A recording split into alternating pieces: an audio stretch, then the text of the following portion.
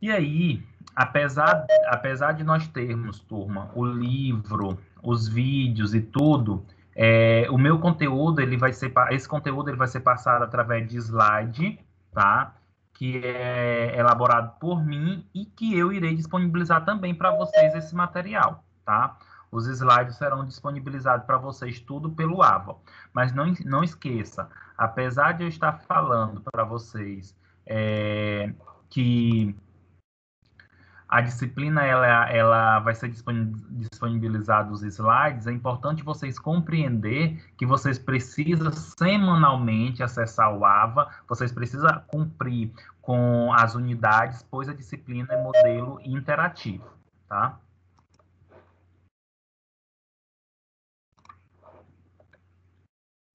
E de modo geral, como é a estrutura da disciplina?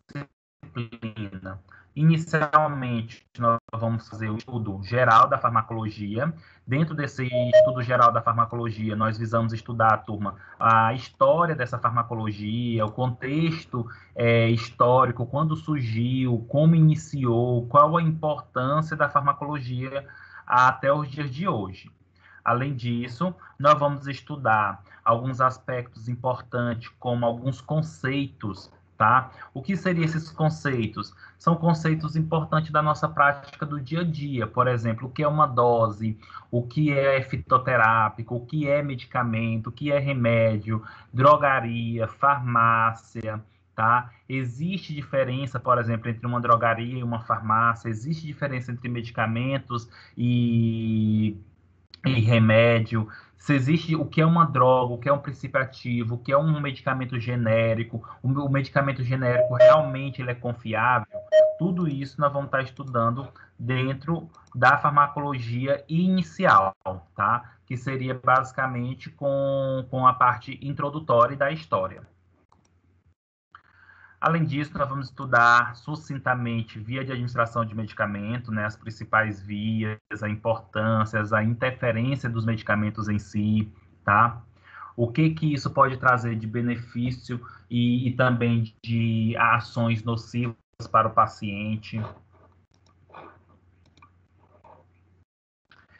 E, além disso, também vamos estudar, turma, o que seria farmacocinética, farmacodinâmica, farmacogenética, né? Então, por exemplo, quando nós falamos em farmacocinética se refere, de modo geral, turma, ao movimento em que o medicamento faz no nosso organismo. Então, como é que o medicamento ele é absorvido? Como é que o medicamento é distribuído? Como é que ele é metabolizado? Como é que o medicamento é eliminado ou excretado do nosso organismo? Todos esses aspectos que eu acabei de falar para vocês, nós vamos estudar aqui na farmacocinética, tá?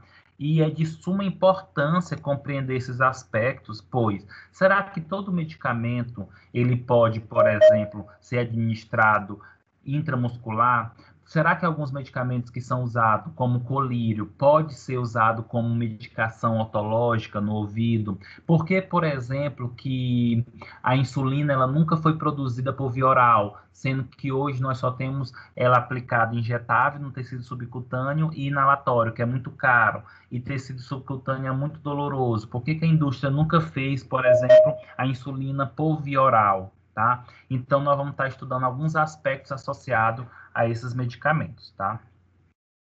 Turma, se eu demorar um pouquinho a conversar com vocês aqui, é porque eu estou adicionando os alunos, tá? Que ainda estão entrando aqui na aula.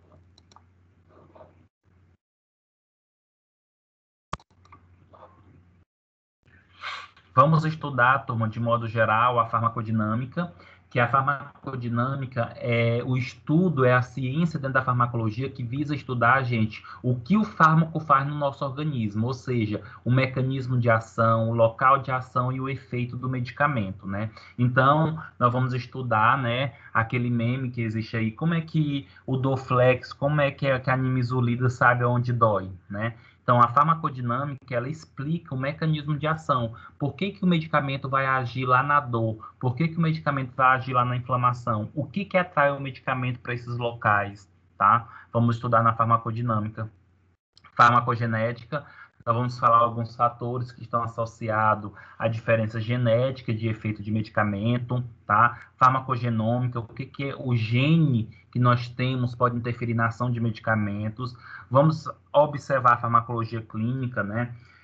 Não sei se vocês já se perguntaram, turma, de modo geral, mas, por exemplo, se vocês observarem, turma, nós temos se vocês observarem, nós temos, por exemplo, quando se pensa em gastrite ou quando se pensa em úlcera, né?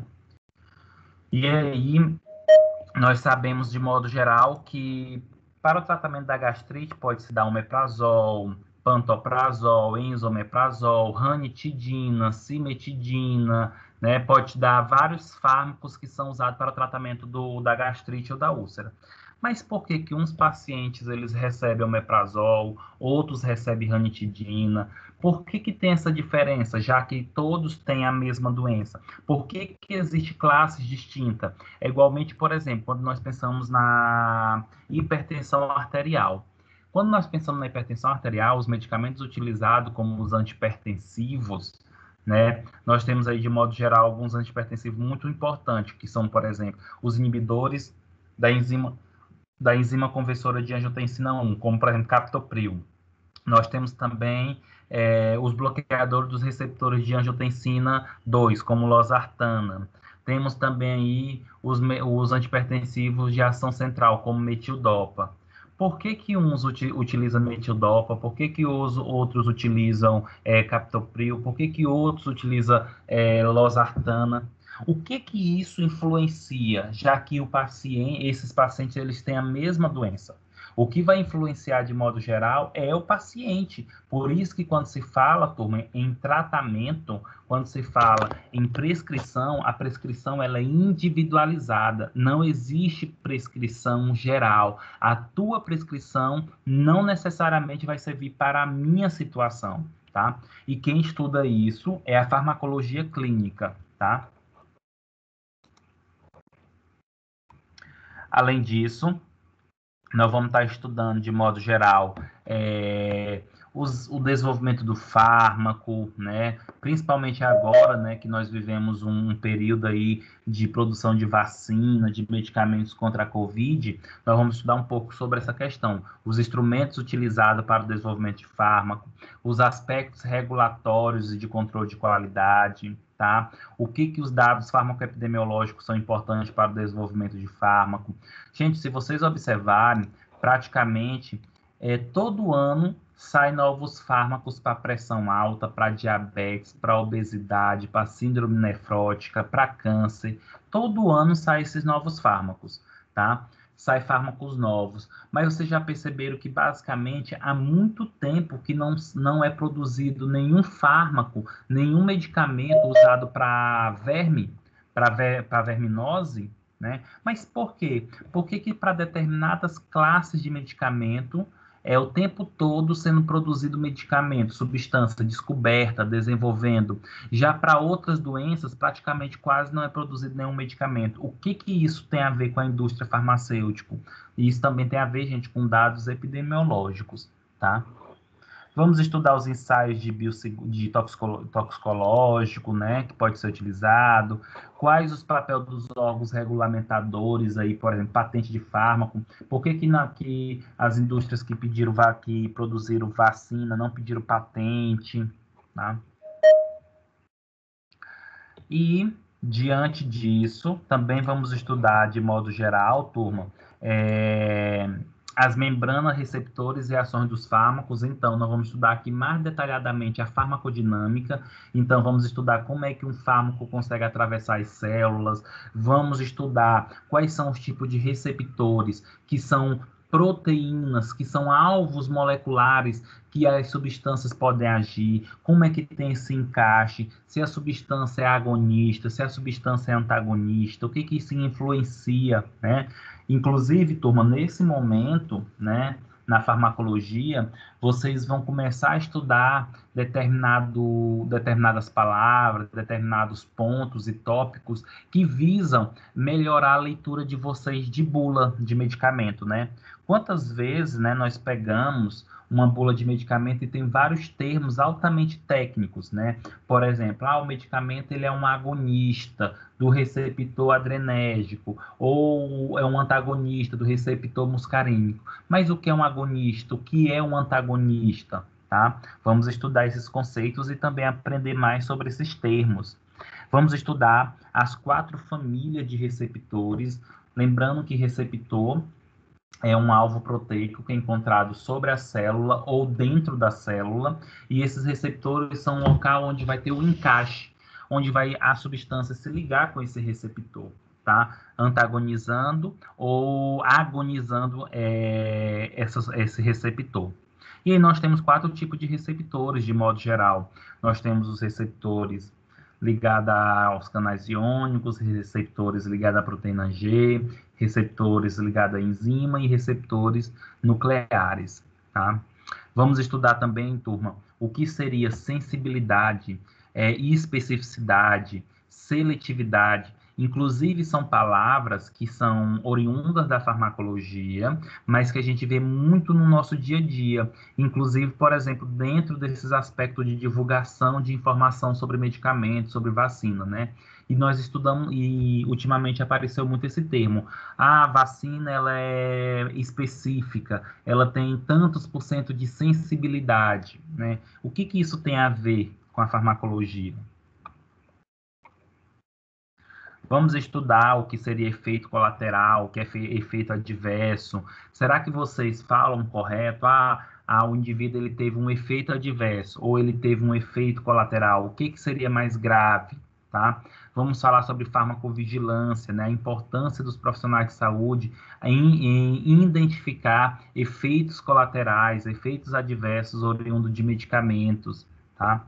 O que é um efeito terapêutico, toxicológico, avaliação de risco, dosagem, efeito placebo, dose tóxica, overdose, que é a dose letal, janela terapêutica e fatores que determinam tanto a tolerância do medicamento. O que seria essa tolerância?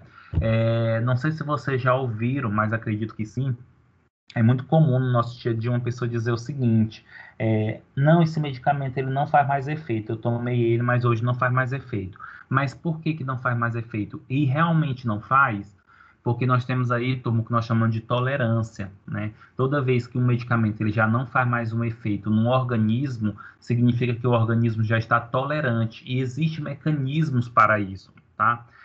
E esse termo tolerância é voltado para medicamentos que não agem em micro-organismo, tá? Mas, por exemplo, se eu tenho uma bactéria, eu tomo uma amoxicilina e a amoxicilina não resolve mais, não significa que eu estou tolerante. A bactéria já está resistente, tá? Então, o termo tolerância é mais para drogas que não agem sobre micro-organismo. Turma, e aí sobre a metodologia, né? Nossa aula, por enquanto, está remota. Tem uma indicação muito forte, turma, que nós estamos voltando presencial, acredito que já na próxima semana ou na outra, tá? Existe essa possibilidade, já está sendo feita uma pesquisa aí, na possibilidade de nós retornarmos presencialmente, tá? E aí, se nós voltarmos presencialmente, nós vamos ter aí todo o contato para que nós possamos, literalmente, poder passar esse conteúdo com muita mais clareza, com muito mais informações, tá? Em relação à avaliação, segue aquela mesma rotina, prova, tá? Até o momento eu não sei informar como é que vai ser, se a prova vai ser online ou não, tá? Mas vai vir as provas, vai vir as atividades dentro daquelas pontuações para a disciplina, tá? Que nós já conhecemos. E sempre vou estar passando para vocês as atividades com uma semana de antecedência. A prova vai seguir o calendário normal, tá? E mostro para vocês aqui as referências básicas da farmacologia, tá? Todas essas aí são bons, tá? Apesar de que tem um livro, turma, que é o livro de Farmacologia Ilustrada do Richard Finkel, que não está aqui nessa referência básica, mas tem na biblioteca, tá? Ele é muito bom. Farmacologia Ilustrada do Richard Finkel. Ok, turma? Alguma pergunta, algum comentário sobre esse plano? Estou só ouvindo, meu Deus, prestando atenção. Como é, Rosa? Estou aqui só ouvindo e analisando. Prestando atenção. Gente, é uma disciplina, na farmacologia ela é uma disciplina que ela não é fácil, mas é uma disciplina altamente saborosa, porque nós podemos aplicar ela no nosso dia a dia dentro da sala de aula. Pode ter certeza que tudo que eu vou falar, vocês vão ter um exemplo, um comentário, vocês vão perceber que o quanto que vocês erraram quando pensava que um medicamento era assim, mas é outro medicamento. Um exemplo, só para vocês entenderem. Turma, toda vez que as pessoas estão enjoadas, né? Estão com enjoo, ou principalmente quando vão viajar, um dos medicamentos que mais usa é o dimenhidrinato, né? Que é o famoso Dramin. E se a gente perguntar, por exemplo, o Dramin serve para quê? Pode dizer certeza. Nesse momento tem 45 pessoas que entraram na sala. Posso ter certeza que dessas 45 pessoas, a maioria vai dizer que o Dramin é para enjoo, que o Dramin é um antiemético. Mas, na verdade, turma, o Dramin é um antialérgico. O efeito colateral dele que causa sono e, consequentemente, diminui a percepção para que o indivíduo possa vomitar, tá? Então, assim, vai ter várias coisas, né? O Dramin é um antihistamínico, um antialérgico, tá? Então, vai ter muitas coisas que a gente vai esclarecer, vai ter coisas que vocês vão perceber o quanto que vocês faziam errado, ou outras coisas que vocês faziam certo, sem nem perceber que estava certo, tá?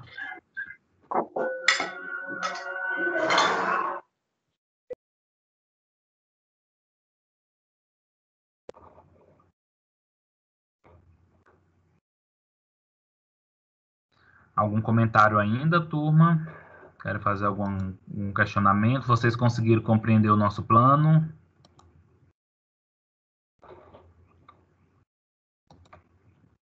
Professor, boa noite. Boa noite. Você acha assim, que é sério mesmo esse negócio da gente voltar presencial? Será que a gente vai conseguir mesmo? Maria Raimunda, tudo indica que sim. Nós estamos passando por uma reunião aí de votação, perguntando se os professores já estão aptos a voltar. Já tem várias unidades do Pitágoras no interior que já voltaram presencial. Então, existe um estudo já acontecendo para nós voltarmos presencial. Porque eu tenho um colega que ele faz psicologia no Pitágoras, e ele disse que ele foi fazer a rematrícula dele, e lá estava a opção dele, se ele queria presencial ou se ele queria online. Aí os alunos estão podendo escolher, ele estava me falando. Isso, não. O que é que vai acontecer? Se nós voltarmos presencialmente, não significa que todos vão ter que voltar presencialmente. Vai ter os alunos que vão poder ir para a sala de aula, se desejarem, e aqueles outros alunos que não quiserem ir para a sala de aula, eles vão assistir a aula ao vivo com o professor na sala de aula. Entendeu? Então, por exemplo, nós temos aqui 46 alunos. Vamos imaginar que 20 quer ir para a sala e os outros 20 não querem. Aí o que é que vai acontecer? Os 20 vão ficar em casa assistindo em tempo real a aula acontecendo na faculdade. É legal, gostei. Aí, por exemplo, professor, eu peguei Covid, eu não posso ir. Então, você vai ficar na sua casa assistindo em tempo real a aula. E os que estão lá na sala também em tempo real, tá? As salas já estão todas adaptadas para isso. Caraca, fica mal. Vai ficar bacana. Isso, vai ficar hora. Aí, por exemplo... Isso que vai ficar bacana. Vamos torcer, né? Vamos torcer, porque assim, não necessariamente a sala vai estar lotada, porque vai ter um limite de pessoas na sala, vamos imaginar que seja só 30, aí vamos imaginar que 30 alunos querem, que na verdade a gente sabe que nem todos vão. Então, se for 20, se for os 30 vão estar lá, com todas as medidas de segurança possível, e os outros 20, os outros 30 vão estar em casa assistindo aula online, ao vivo, a aula, tá? De novo. Do jeito que tu é barbeira.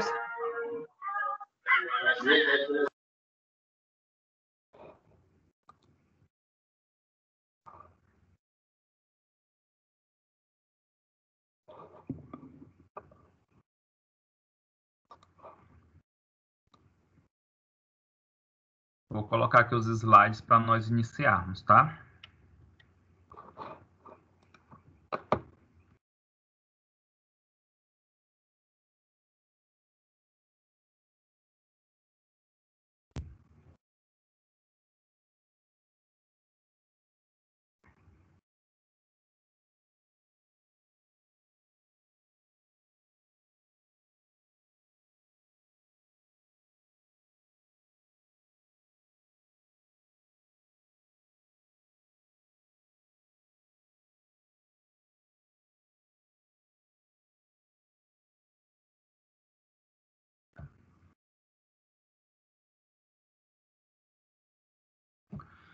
Então, turma, iniciando o nosso conteúdo, tá? Essa é a nossa primeira aula. Essa aula, ela trata da introdução à farmacologia, tá? Nós vamos falar um pouco da história e, consequentemente, depois do conceito associado à farmacologia, certo?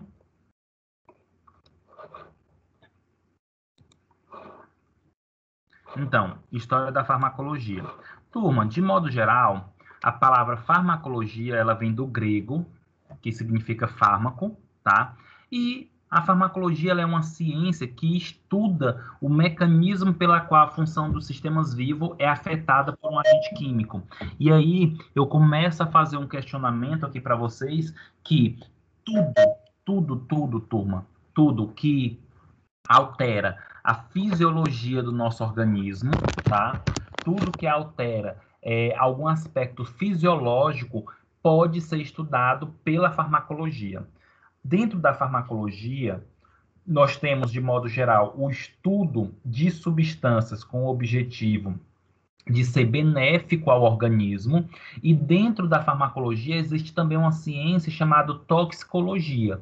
A toxicologia já é uma ciência que visa estudar os efeitos nocivos das substâncias. Como é que as substâncias podem causar efeitos nocivos, efeitos graves. Então, de modo geral, tudo que altera a fisiologia no nosso organismo é estudado pela farmacologia. E qual é o foco da farmacologia? É literalmente favorecer o estudo do mecanismo como aquela substância age no nosso organismo, tá?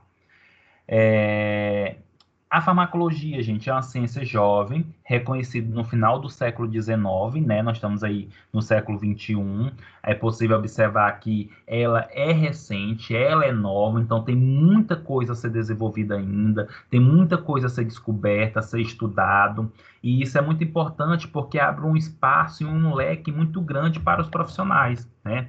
E por incrível que pareça, a farmacologia ela é uma ciência básica que está basicamente, turma, em quase que todas as graduações da área da saúde. A psicologia tem, a psicofarmacologia, a fisioterapia tem, a fonoaudiologia tem, farmácia, enfermagem, medicina, odonto. Então, assim, educação física tem farmacologia, nutrição tem farmacologia. Só para vocês observarem o quão é uma ciência importante, que ela perpassa por várias formações, por vários profissionais, tá? E aí, quando nós pensamos assim, a farmacologia, ela é nova. É uma ciência jovem, turma, mas desde os primórdios das civilizações já existia a farmacologia. Não existia como uma ciência, não existia recebendo esse nome, mas desde os primórdios já se usava produtos para que fosse fazer o tratamento de doenças. E aí, quando nós pensamos nos primórdios, basta nós lembrarmos o seguinte, turma. Olha só, vamos imaginar mesmo lá antigamente, ainda não existia basicamente o fogo. Como é que aquelas pessoas tratavam as doenças? Como é que aqueles nômades, como é que aquele homem da caverna, ele conseguia tratar as doenças? Já que não existia medicamento, não existia laboratório, não existia um conhecimento científico, porque nessa época já existia conhecimento empírico. Não tinha um conhecimento científico, mas empírico já existia. Qual seria basicamente como é que essas pessoas tratavam essas doenças? Basicamente, tratava as doenças, gente, de modo geral,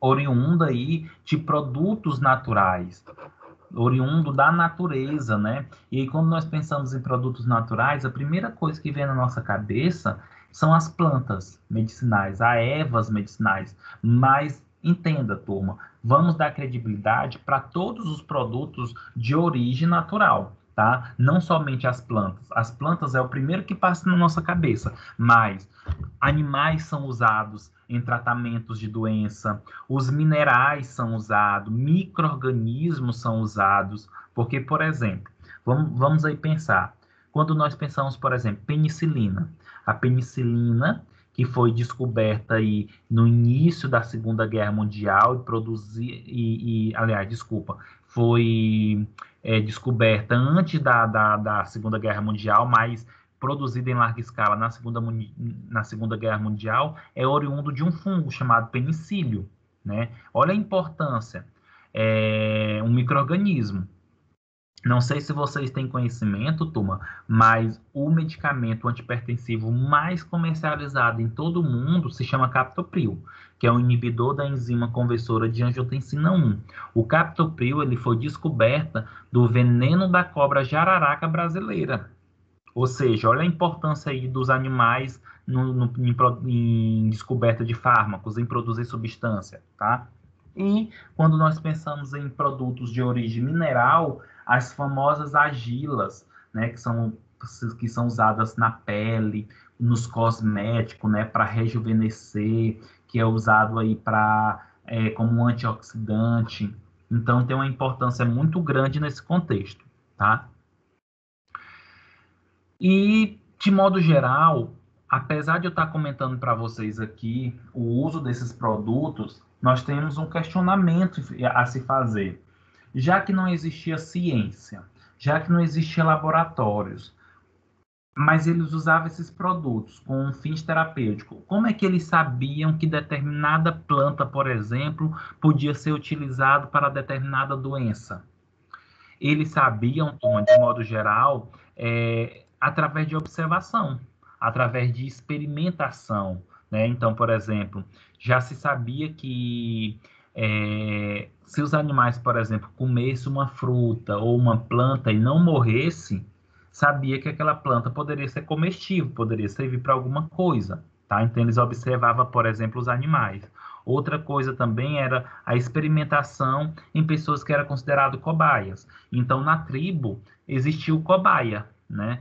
Quem seria esse cobaia? Aquele ser mais desprovido de saúde, de um ser que não tinha que não, se acontecesse alguma coisa com esse indivíduo, e não ia fazer falta na tribo. Então era aquele mais raquítico, aquele mais magrinho, aquele que não sabia caçar, aquele que não corria. E aí o que acontecia? Quando era para experimentar algum produto natural, chamava, né, esse indivíduo e dava o produto, tá? E ficava observando se ele morria, se ele suava, se ele tinha diarreia, e assim ia fazendo os registros de quais produtos poderiam ser usados ou não, tá? E aí, vamos evoluindo na história, e nós sabemos, gente, que há registro, como nós podemos observar nessa imagem aí, do lado direito, há registros que mostram homens pré-históricos que eles já conheciam efeitos benéficos ou tóxicos de materiais de origem vegetal, tá? Ou de origem animal. E como é que eles sabiam? Através da observação ou da experimentação. É importante compreender que o uso de substâncias naquela época, gente, há muito tempo atrás, não era associado somente ao uso da substância, mas entendia que a doença era considerado, por exemplo, um castigo, né?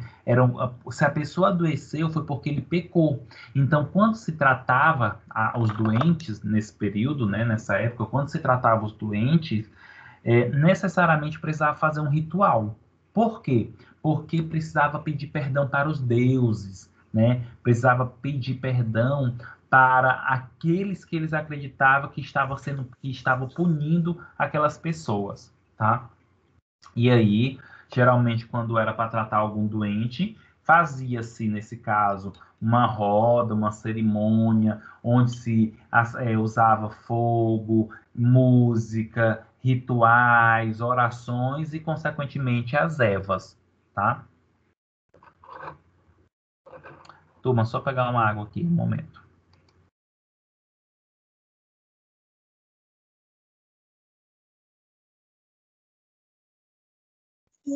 Ei, tio Chico.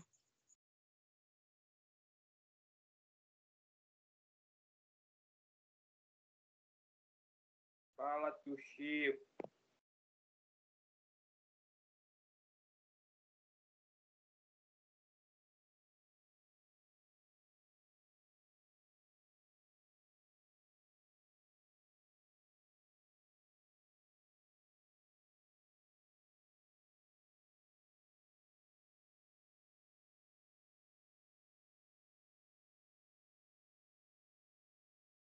Ela já faleceu também.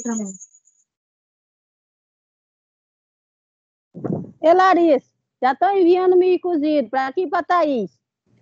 Eita, Glória! Ah, não faz eu ir aí, menina.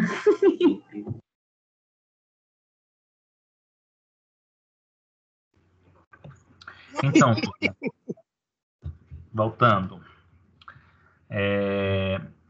Nesse contexto, né, é possível ainda hoje nós encontrarmos muito dentro dessa prática histórica alguns vestígios, por exemplo.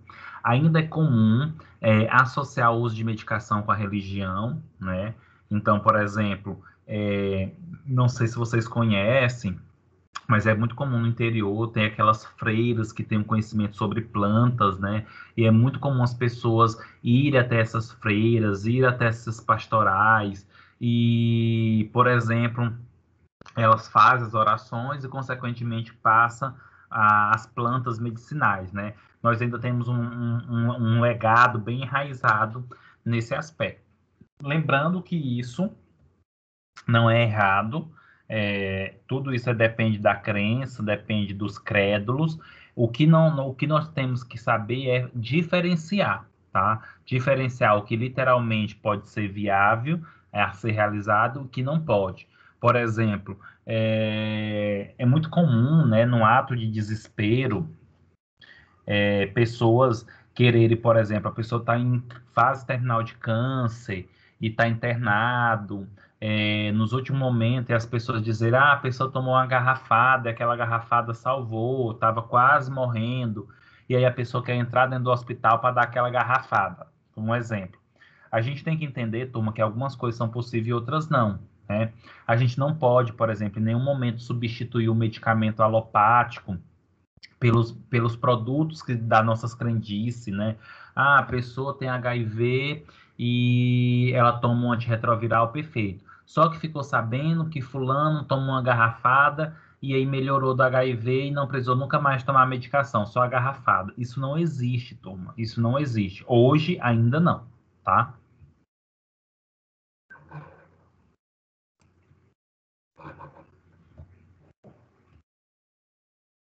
E aí, turma, dando continuidade nesses aspectos aí da história da farmacologia, nós temos aí algumas informações importantes, tais como, complementando o que eu falei, é tão antigo, turma, o estudo da farmacologia, que, olha só, os primeiros registros sobre a utilização de plantas medicinais é datado de 500 anos antes de Cristo, no texto chinês, onde relatava nomes, doses e indicações de uso de plantas para tratamento de doenças.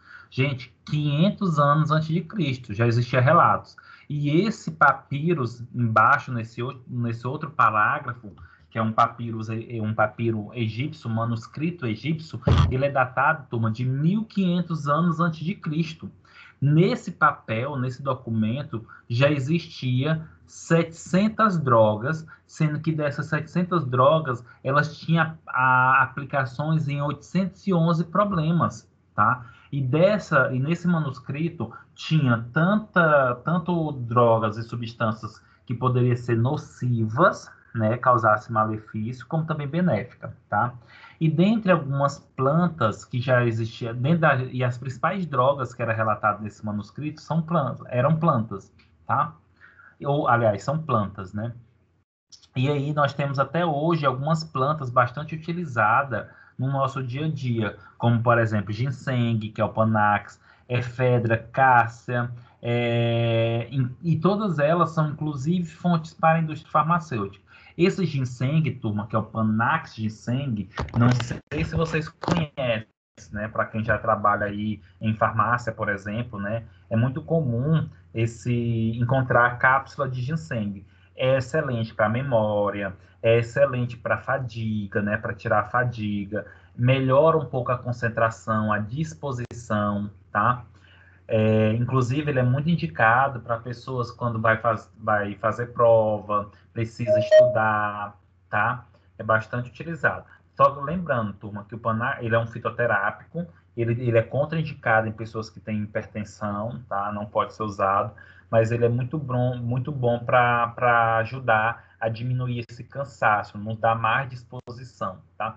Quando eu falei que ele é bom para a memória, não é que deixa inteligente, tá, turma? É muito comum os alunos querer um medicamento para deixar inteligente. Não existe medicamento que deixe inteligente, tá? Inclusive a Ritalina, né, que é o famoso medicamento da inteligência, ele não deixa inteligente. A questão é, os medicamentos, eles diminuem o teu cansaço e aí você tem mais disposição. Agora, se você vai utilizar a tua disposição para brincar, para ficar em redes sociais e não estudar, é uma outra história, tá? É igual a Ritalina, que é o metilfenidato. A Ritalina, turma, ela é utilizada para aumentar a concentração. Por exemplo, vamos imaginar que tem pessoas que têm um déficit de concentração. Aí tá aqui estudando, aí olhou para o telefone, aí já mexe. Tá aqui estudando, passou uma mosca, já tirou a concentração. Geralmente pode ser utilizado, tá? Na verdade, não deveria nem ser tanto utilizado. Daí deve ser um outro aspecto. Mas o que eu quero dizer para vocês é que não existe medicamento para inteligência. Existem medicamentos e substâncias que te diminuem a fadiga. Como, por exemplo, o café. O café, turma, é um produto que tem como substância cafeína que melhora, diminui essa fadiga que geralmente nós temos, né? Então, melhora um pouco a concentração. Não te deixa inteligente. O que deixa inteligente é literalmente estudar.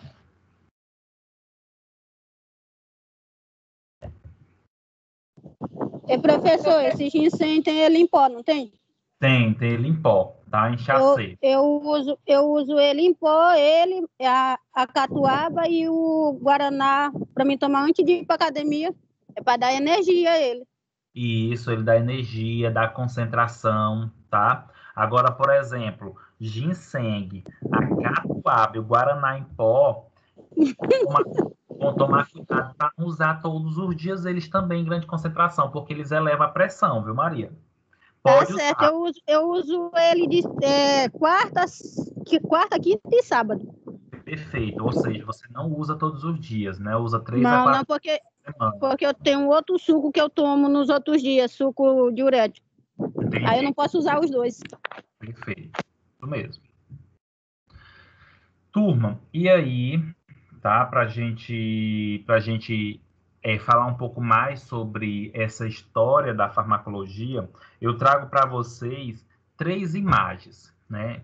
Trago para vocês 3 imagens e quero que vocês olhem para essas imagens e reflitam um pouco aí o que isso mostra, o que essa imagem mostra para vocês, tá? Já que eu vou explicar um pouco mais, tá? Mas olha aí para as 3 e tenta imaginar o que ela pode trazer, vê se vai bater com o que eu vou falar.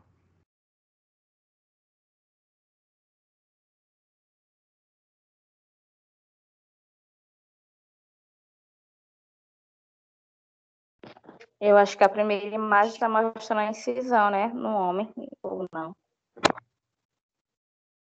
Certo, Fabiana, uma incisão. Mas também, Fabiana, não poderia estar mostrando, nessa época, um escravo, um serviçal, coletando a urina e a pessoa bebendo a urina, porque se você for observar, existe uma pessoa que está levando a mão, né, com um copo na boca do que está sendo coletado. Ou então pode ser uma pessoa coletando a urina para levar à boca, ou pode ser que está bebendo água para urinar, né? Ou então pode ser a própria circuncisão, tá? Como você pode observar na imagem do lado, né, no segundo. Na verdade, turma, essa primeira imagem eu trouxe para mostrar para vocês que hoje, o que nós conhecemos de farmacologia, hoje o que nós conhecemos de medicamento, de ação de medicamento, não foi tão simples. Nós precisamos sofrer, os nossos antepassados precisaram sofrer com terapêuticas bizarras. Olha só, gente, terapêuticas bizarras. O que é terapêutica bizarra? Aquilo que literalmente é nojento, aquilo que literalmente não tem pé nem cabeça e as pessoas usam com alguma finalidade. Por exemplo, turma, até hoje, eu conheço pessoa que bebe a urina todo dia de manhã, porque diz que é bom para a gripe. Olha uma coisa que não tem nada a ver. A urina é uma substância literalmente rica em micro-organismos, uma substância que ela está liberando vários excrementos, vários produtos que o nosso corpo não precisa mais, inclusive toxina, e aí a pessoa vai e bebe a urina para a gripe. Olha só, e isso é uma das coisas bizarras. Nós temos muito mais, por exemplo, a primeira menstruação da mulher virgem para pegar e passar no rosto, porque é bom para a espinha, né? A barata em pó, triturar, secar, torrar a barata e triturar o pó, colocar no mel para asma. A bosta do chá de cachorro para catapora. Gente, é tanta coisa bizarra que literalmente, né? Literalmente, nós passamos por isso. Ainda existe um conhecimento sobre isso que é um pouco enraizado, errado, mas muitas pessoas ainda fazem, né? Acredito eu que muitos de vocês tiveram que passar por certas situações um pouco que bizarras, né? Outras situações são bizarras, mas têm um fundamento. Por exemplo, acredito eu que todos vocês aqui, turma, já obstruíram o ouvido com água e alguém disse, pega o xixi, urina na mão e coloca no ouvido, que isso é bom. Ou então, pega um pouco de água, boceja e coloca no ouvido. Olha só, turma. E por incrível que pareça, deu certo. Resolveu o problema. Mas o que isso tem a ver? Resolveu. E resolveu, não é isso? Isso é importante. Mas olha só, o que acontece? Isso é uma terapêutica, Rosa, bizarra, mas tem fundamento. Tá? Por exemplo, tomar o chá da bosta do cachorro para catapora não tem fundamento científico. Isso aí é loucura total, viu? Mas, quando a pessoa está com o ouvido obstruído com água, que você coloca a urina ou que você coloca a água do bocejo no canal auricular, tem fundamento. Por quê? A água, a urina são quentes. Por ser quente, você acaba dilatando o canal auricular, melhorando a retirada da água que estava ali obstruindo o ouvido. Olha só, tem fundamento, resolve, mas não é o mais adequado. Por quê? Porque você está levando a urina que é contaminada, a água do bocejo que é contaminada com bactéria, e você pode ter, por exemplo, depois uma otite, tá? Aí depois você pode ter uma otite. O que poderia ser feito? Pega uma água filtrada, turma, né? Pega uma água filtrada, bota ali só para mornar, não é para ferver, pelo amor de Deus, não vão sair dizendo que o professor Edson disse que é para botar água quente no ouvido, que aí vai estar matando o povo, tá? Pega ali uma água, bota para mornar uma água filtrada e coloca no ouvido. Não precisa ser nem do bocejo nem da urina, tá? Vocês têm alguma terapêutica bizarra que vocês fazem ou que já ouviu falar, que acha estranho? E professor, Oi, assim, Leila. você fala bizarra, né? Mas é considerado importante também, né? O conhecimento empírico que é passado de pai para filho, porque através dele eu acho que é desenvolvido muitas coisas cientificamente, né? Testado, é comprovado que é verdade, outras não, né? Muito bem, Gleice. Na verdade, o que eu estou comentando aqui é o que nós passamos para nós chegarmos ao que nós temos hoje de terapêutica. Então, assim, todo esse conhecimento ele é válido. É um Hum. conhecimento empírico importante, porque é isso que você falou. Isso induz nós buscarmos solução e saber se aquilo é importante ou não. Por exemplo, é um pouco vergonhoso, eu me sinto envergonhado por falar um pouco quando eu falo dos testes que fizeram, gente, porque a indústria farmacêutica, ela foi, não só a indústria, mas vários farmacêuticos, vários profissionais, na época de Hitler, eles foram literalmente monstruosos e fizeram vários experimentos, vários testes, então, assim, absurdos, tá? Então, assim, eu falo isso porque eu já assisti filme, tem um livro que é muito bonito, né? Serve tanto para a enfermagem como para a farmácia, que é o farmacêutico de Wall Smith.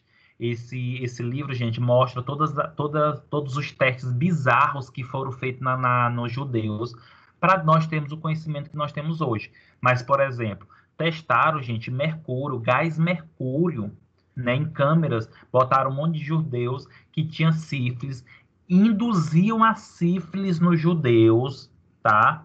Pegava a sífilis, induzia e botava aquelas pessoas dentro de uma câmera para inalar gás mercúrio, porque dizia que o mercúrio era bom para sífilis. Lógico que eles testaram, morreram um monte de gente, perceberam que não, tá? Mas o que eu quero que vocês entendam é que nós temos várias terapêuticas bem bizarras, que algumas são importantes, outras não têm nenhum fundamento, é igual essa do ouvido. Essa do ouvido é uma terapêutica bizarra, mas tem fundamento. Agora, a do cachorro não tem fundamento. Outra coisa, complemento. Oi. Professor, Oi, Fabiana. no caso, ela é bizarra porque o povo coloca micro-organismo, né, no ouvido, no caso. Mas acho que ela é importante também porque, como você falou, é o calor, né, que Sim. dilata, né, isso? Isso mesmo. É Bizarra não é? bizarra porque é errado. Pode dizer. Ela é bizarra, Fabiana, porque é errado. É anti-higiênico, mas tem um fundamento científico. Deixa eu dar um outro exemplo para vocês. Eu, né, por exemplo. Gente, quantas vezes que eu já peguei conjuntivite, que a minha mãe, a minha avó, e muitas dessas histórias que eu conto aqui para vocês, quando tiver presencial, vou contar mais ainda da minha avó. A minha avó, ela tem uma origem de índio, uma descendência de índio, né? Então, imagina a quantidade de coisas que ela tem conhecimento de planta, de terra, de mato. Mas só para vocês terem ideia, eu só não tomei, eu acho, né? O chá da bosta de cachorro, porque literalmente eu vi minha avó preparando, porque tudo que minha avó fazia, eu tomava. Mas quando eu estava com catapora, eu vi ela fazendo e não tomei, tá? Mas quantas outras coisas de doença, né, que eu tive, meu irmão, meus irmãos, meus tios tiveram que ela fez, tá? Ó, outra coisa que até... Oi. E tem a questão do... Para quem tem asma, né, que eles dizem que aqueles anéisinhos do rabo da cascavel, né? Sim. Isso realmente funciona, porque tem um bocado de gente que eu já ouvi falar que realmente funciona, que a pessoa ficou curada. Sim. Né? E aí eu fico assim naquela dúvida, meu Deus, será que foi a fé da pessoa ou realmente foi o rabo lá, né? Tem um nomezinho, não é anel. Que é os anéis de cartilagem, né? Da cobra. Angélica, eu vou dizer para você que tem um pouco de fé, mas também existe uma possibilidade de ser verdade. Eu nunca vi nenhum estudo científico sobre isso, tá? Para lhe dizer verdade. Mas eu posso dizer que eu confio. Por que eu confio? Porque você está usando um produto natural. As cobras, né, elas se alimentam, por exemplo, elas não são somente carnívoras, então elas se alimentam de alguns produtos, e esses produtos naturais, eles podem ter substâncias, e essas substâncias, elas podem ficar, por exemplo, aderidas à cartilagem, aquele anel da cobra. E, consequentemente, a pessoa torra, né, assa, torra, depois tritura e fica um pó. Aí bota em leite, bota em comida, em água e bebe. Então, o que eu estou te dizendo? É bizarro, mas tem fundamento científico, tá? Agora, não vou lhe dizer que é certeza, porque eu nunca vi estudo sobre, confirmando, mas tem fundamento. É isso que a gente tem que saber notar. O que tem fundamento, mesmo sendo bizarra, e o que é bizarro, e é mais bizarro porque não tem fundamento, tá? Um exemplo. Professor, eu acho que, perdão, Fica à vontade, Larissa. é igual, tipo assim, eu já ouvi várias pessoas, até mesmo uma pessoa próxima a mim, ela era diabética, do interior. Espera não, ela é. Sim. Ela é diabética, né? Aí a perna dela inchou muito, ao ponto dela não conseguir andar, porque nunca cuidou da saúde, isso e aquilo outro, porque não tomava remédio, por quê?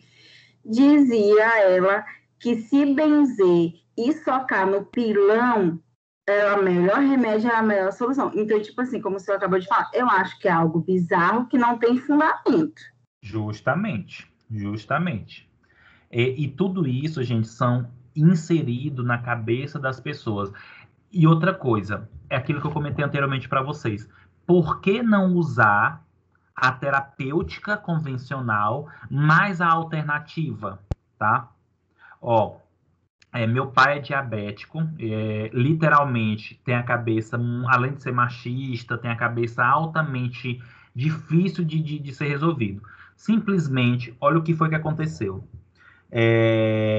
Simplesmente falaram para ele que a pessoa que é diabético, aliás, a pessoa quando é diabética, que ele começa a tomar a medicação, ela fica dependente e nunca mais deixa de ser diabético. E ensinaram para ele o chá do melão São Caetano. Gente, o melão São Caetano, ele já foi confirmado que ele é um antidiabético. Ele baixa, sim, a glicemia. Ele é um excelente. Só que ele simplesmente deixou de tomar medicação e tomava só o chá do melão São Caetano. Na verdade, ele substituiu a água pelo chá do melão São Caetano. Simplesmente, meu pai quase teve uma hepatite medicamentosa. De tão tóxico, né, que ele já estava de tanto tomar o melão São Caetano. Não pode? Pode. O melão São Caetano tem atividade hipoglicemiante, só que eu não posso substituir a medicação, tá? É isso que tem que tomar muito cuidado. Só que aí, literalmente, tem pessoas que têm uma mente mais fraca, tem pessoas que conseguem ser um pouco mais manipulável, tá? JB Professor, levantou a mão aqui. Oi, professor. Aline. Pode falar. Pode falar, JB, depois a Aline. JB ajudar, tá? Tá. Desculpa. Fica à vontade. Deixa eu lhe dizer, só uma dúvida. O senhor pediu para perguntar, para a gente falar alguma coisa que a gente via, né? O que acontecia com a gente, na nossa família, né? Eu lembro que minha mãe, toda vez que eu começava a tossir quando era criança, né? Ela pegava a cebola, né? A cebola inteira, e cortava e botava bem do meu lado. Sempre deu certo. Tipo assim, eu parava a tosse na mesma hora. Eu começava a inalar ali pertinho, ali, pronto, parava a tosse. Só acho que isso aí também tem algum... Vamos lá, JB, vou brincar um pouco contigo.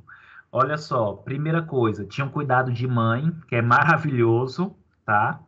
E outra, isso para mim é uma terapêutica que tem fundamento. Não seria a melhor, mas tem fundamento. Por quê? A cebola é um produto natural que tem vários princípios ativos, voláteis. Então, quando tu coloca uma cebola do teu lado, você involuntariamente, às vezes nem percebe, mas tu tá inalando óleos, você tá inalando substâncias que são voláteis. E essas substâncias aí têm efeito.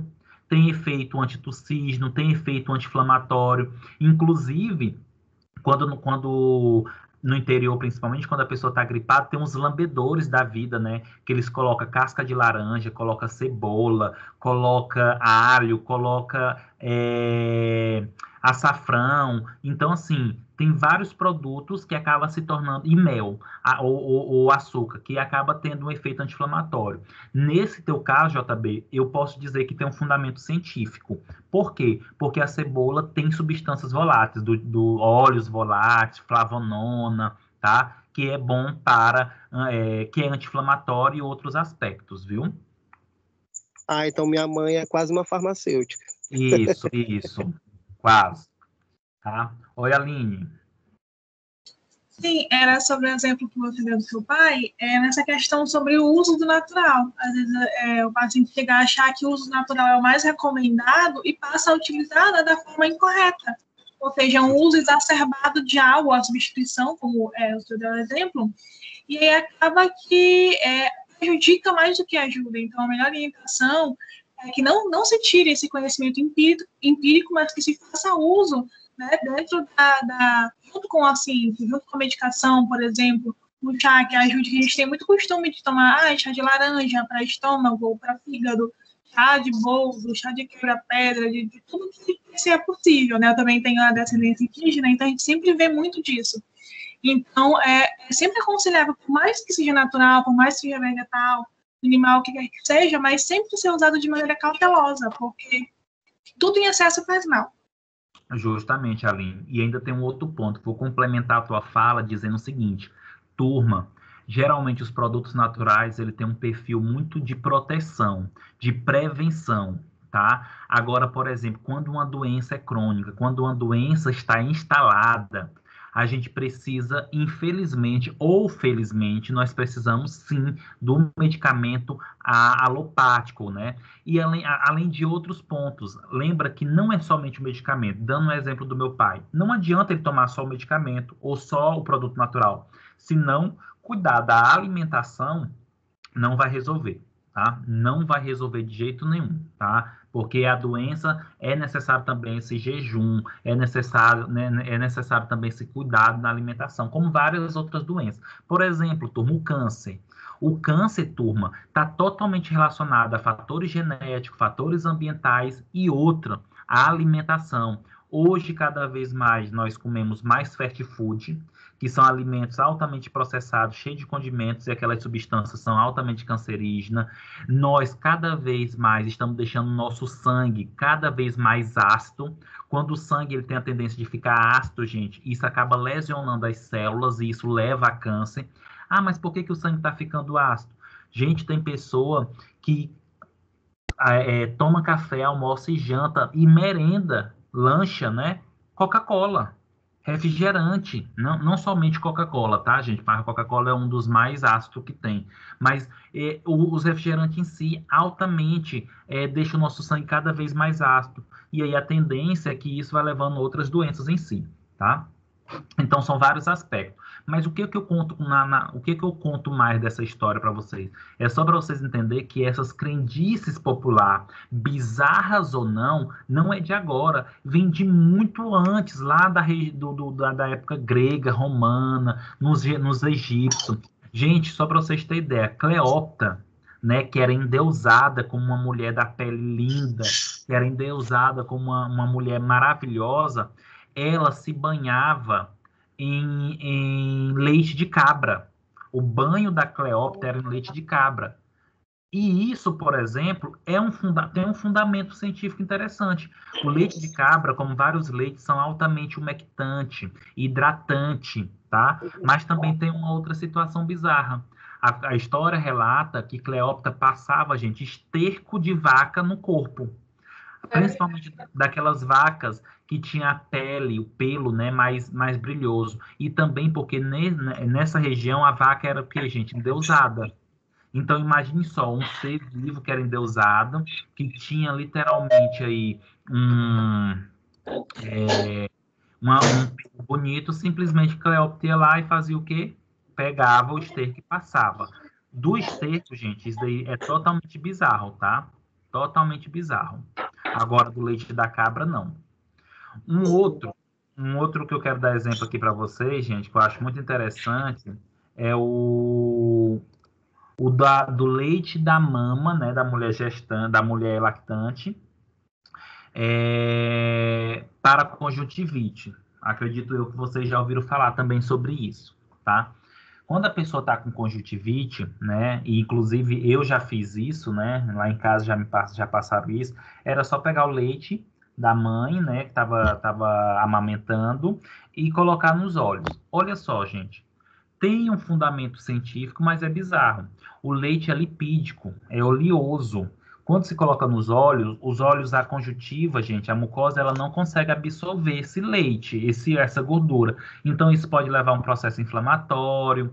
Só que, olha só, geralmente, quando o indivíduo tem conjuntivite, ou é bacteriano ou é viral.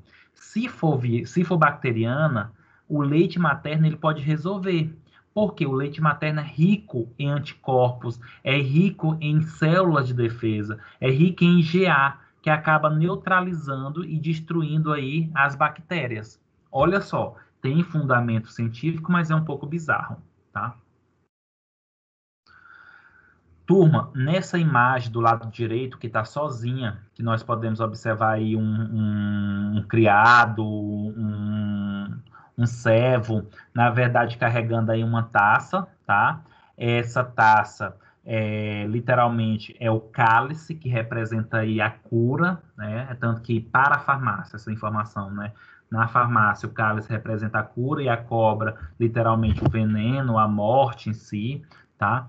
E eu quero que vocês observem que tem outras pessoas atrás desse indivíduo que está segurando o cálice. Tem um animal, tá? Embaixo. Possivelmente daí, gente, é uma sessão de ritual. Lembra que eu comentei para vocês que nesse período aqui, a maioria das vezes, os indivíduos eles eram tratados com rituais, não somente com os produtos, mas com rituais. Por quê?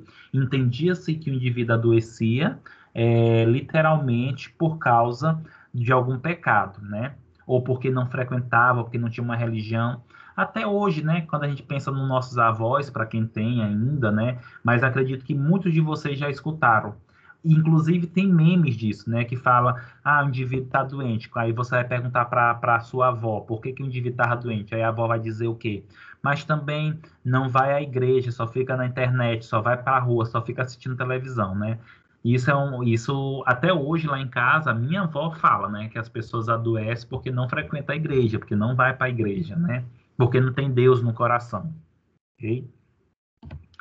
Turma, e a imagem no canto inferior esquerdo, que tem várias pessoas, como se fosse um processo de produção. Essa imagem, ela nos mostra o quê?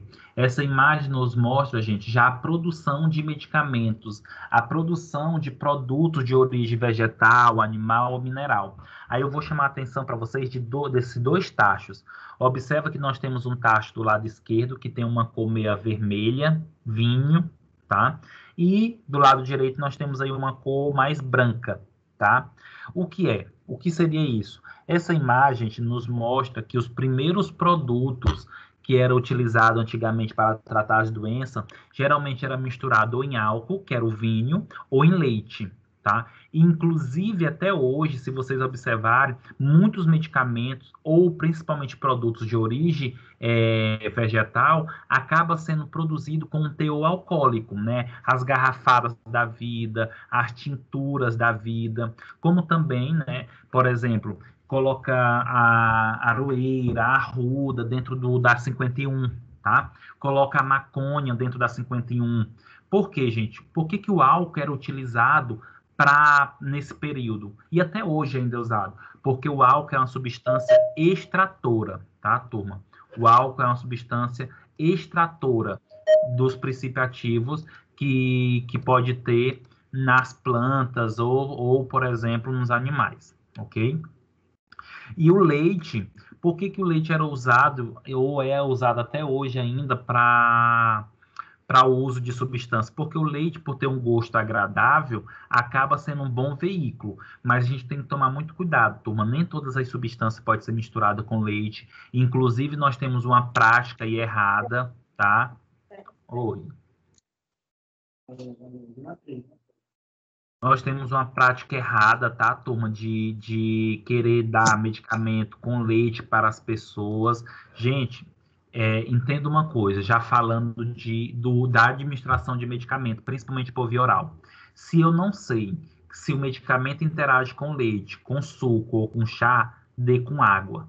Nenhum medicamento interage com água. O mais correto hoje é administrar medicamento com água, tá? Por via oral, comprimido, etc e tal. Não dê medicamento com leite se você não sabe se o leite corta o efeito, principalmente antibiótico, porque muitos antibióticos interagem com o leite. Aí eu vou comentar mais para vocês lá na frente, tá? que mais que eu posso comentar para vocês aqui? E aqui, gente, nós observamos nessa imagem uma pessoa com um livro aberto que está sentado, já anotando, né, os processos, as ervas, como era o procedimento da produção desses produtos em si, tá?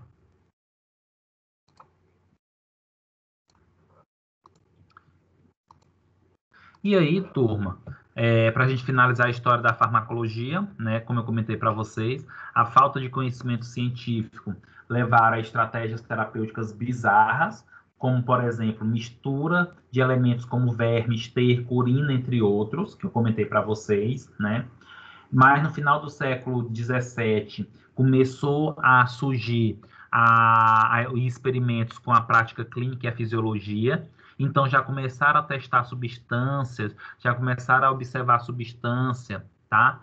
E no século XVIII e início do século XX, com o desenvolvimento da química e da fisiologia, começaram a fazer testes, isolar as substâncias dos produtos naturais. Então, olha só, não dava mais, por exemplo, tem uma planta que é asiática, que é o salgueiro. Essa planta salgueiro, gente, foi da onde surgiu a substância ácido acetilsalicílico. Antes disso, se dava o chá do salgueiro para tratar febre e dores. Depois, com o desenvolvimento da química, dos equipamentos, dos solventes, começou a se extrair as substâncias. Então, nessa planta salgueiro, ela é boa para febre, mas que substância tem aqui que é boa para febre? Aí isolava as substâncias até chegar nos medicamentos que nós temos hoje. Além disso, nós temos aí também... Trazer a bolsa de eu vou ter uns remédios lá para sonho, tinha que levar na minha mochila primeiro que eu ia sair. Eu falei com o Lobão lá, o pedreiro. E aí, turma, com a fisiologia também nós temos a importância com o quê? Começar a se testar as substâncias e não só apenas dar e achar que ia dar certo ou não. Começar a saber se aquela substância ia agir e como ela agia, tá? Então essa é a nossa história da farmacologia bem sucinta para vocês. E aí nós temos conceitos técnicos importantes, que esse conceito técnico nós só vamos estudar na nossa próxima aula, tá? Que é quando vai entrar mais alunos, tem mais matrículas, a gente vai dar continuidade. Tudo bem? Alguma dúvida, turma? Alguma pergunta? Professor, só uma dúvida em relação à carga horária. A sua aula, naturalmente, ela é completa ou é só metade do horário? Ela vai por volta de 9, 9h30. Certo. E em relação à sua prova, como é que funciona? Você pode me falar?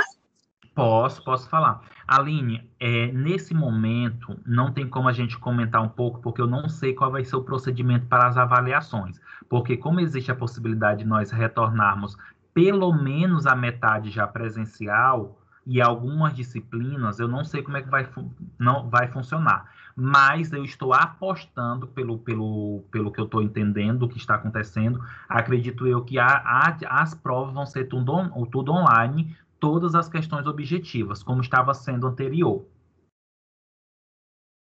Certo. E na sua aula tem aula prática? Tem algum... Não tem aula prática. Farmacologia não tem aula prática, tá?